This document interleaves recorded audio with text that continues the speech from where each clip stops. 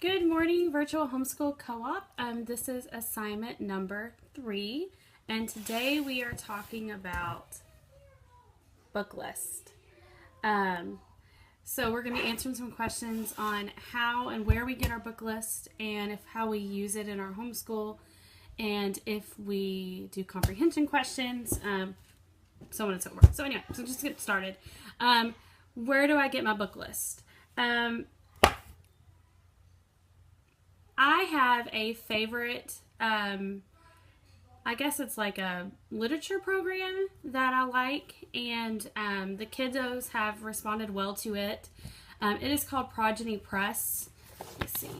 They are these little study guides, and in them there are vocabulary words for each lesson, and then there are comprehension questions. There's a digging deeper where it's kind of like a critical thinking question where the kiddos really have to think about their answers that they won't necessarily be able to look up in the book and find the answer to. Scripture references that they need to look up. This is kind of where I grab my book list. They have on their website, they have a suggested grade for what the guides are for, and I kind of go off that. And we have a half-price bookstore close to us. We have 2 of them. And if you don't have one close to you, I'm very sorry. But what I do is I go there and I fill up this tub. Really is a tub. This box with books that I know are on the Progeny Press list. So I have Huckleberry Finn, Old Yeller, Amos Fortune, for your younger readers, A Long Way Westward, Wagon Wheels, any books that I can find there cheap. Most of these I paid less than $1 for. So that is my Progeny Press tub, and some of them I've accidentally have doubles of, but that's what happens. So anyway, so I kind of look over the Progeny Press website every once in a while. Go, ooh, we would like to do that book, or ooh, I know that they have that at Half Price Bookstore, and oh, I think this would interest my kiddos. So I kind of base it on that. Every once in a while, I'll go and look at like Memoir Press and see what books that they suggest for what specific grade that my child is in.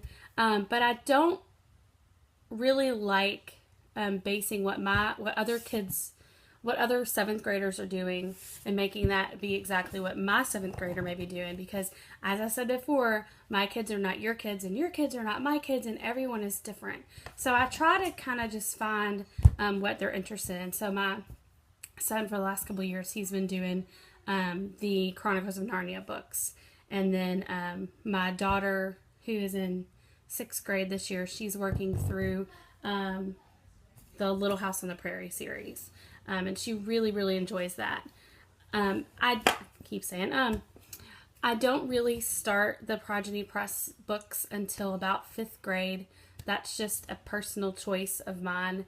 I have done younger grades in a co-op setting, but for younger grades, sorry, I was looking to see what I have. I just let my kids pick what they want to read.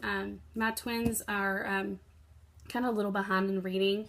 We just finished up their 100 Easy Lessons, and I think they've got it. So now they're just simply picking out chapter books that interest them. So Matthew is reading Frog and Toad. Benjamin is reading a Magic School Bus chapter book. And I also like the Pathway phonics readers. They'll go through these, and I really like to use these at least up to 3rd grade, and they're just little simple, easy to read text, and we've used these since the very, very beginning. My book list, next question is how big our book list is. What helps you determine enough is enough for your book list? I just kind of base it on my child's pace.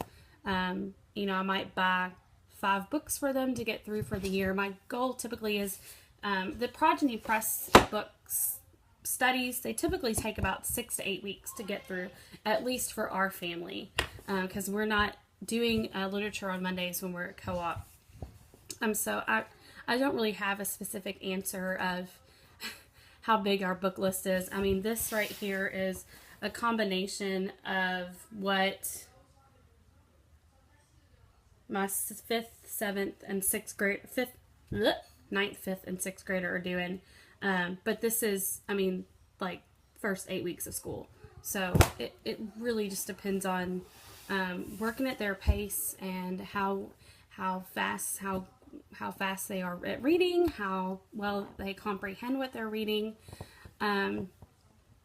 So sorry, I'm not very helpful with that. It's just kind of whatever works for the kiddo is how we do it. I do like the twins though. I do try to make. I don't have a goal of how many books that they get through. Right now, we're just working on nailing down those phonetic skills and making sure that they're comprehending what they're reading. Next is, how do you assign reading? I say, here's the book that you're reading. For Progeny Press, they'll read the book and then they'll work through the study. So they'll do vocabulary one day, and then the next day they'll do the questions, and then the next day they'll do the digging deeper, and they kind of get used to what comes next. Now the 2nd graders, I'm still sitting down with them or reading with them one-on-one, so we'll just simply say, go grab your reading book. So I don't narrow it down by how many minutes. I kind of do chapters. I try to look ahead at the book before I just kind of let them run with it and determine if they need to read 1, 2, or 3 chapters a day. Some books, you know, those chapters are long, and depending on the book, they're really small print. So, you know, maybe only read 1 chapter of that book. But others, you know, I know it depends on the child again. I know that they're very capable of reading 3 chapters a day. So I will assign that. Otherwise, they would get done with school too soon and be under my feet while I'm trying to work with somebody else. So they just kind of know, you know, they'll, 2 chapters today, right? And I'm like, yep, 2 chapters. I just kind of, again, kind of let them go at their own pace. It depends on what each kiddo's ability is. Next thing to address is, do I give a reading incentive or reward? We used to be, Trish, the creator of Virtual Homeschool Co-op, talked about the Book It reading program, and we did do that for several years. I just didn't get involved in it this year. I don't know why. I'm a slacker. But I don't really do reading incentives or rewards. I just expect them to do what I tell them to do. So that's about the extent of that. And then the last question is, do I quiz for comprehension? I think I've kind of addressed that. The Progeny Press books really do a thorough job of making sure that the child or the reader has, got a good comprehension of the book. And then with my other guys that aren't doing Progeny Press yet, we just talk about the book at the end, or whatever chapter they read. I'll ask them some questions, and sometimes we'll pause midway through reading, and if there's something that maybe they don't understand, like in Frog and Toad, there's some terminology that my little Matthew's been like, what on earth are they talking about? So we stop and just make sure that he understands that. Let me see if there's any more questions. Okay, sorry. I was just checking the website, making sure I didn't miss anything. So yeah, that's it for Virtual Homeschool Co-op assignment number 3.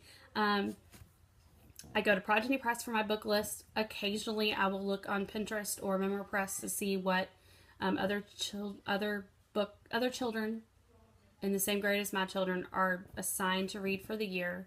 But I don't let that determine what they do. No, I don't really give out specific. Everyone has a different assignment of what they read today. Again, like my 9th grader might read 2 chapters and my 6th grader might read 3 chapters of a book. It just depends on the kid. No, we don't quiz on comprehension. Progeny Press does that for me. And no, I don't do reading incentives anymore. I should, but I don't. So maybe that's something we might incorporate back into the school year. I don't know. We'll see. So sorry, rambling a lot. It's early in the morning. It is 8:04 at my house right now. The kiddos are upstairs fixing breakfast, and we are getting ready to start our day. So thank you so much for watching, and don't forget to check out www.virtualhomeschoolcoop.com so you can link up to the other assignments. Thank you, and you'll have a great day. Bye.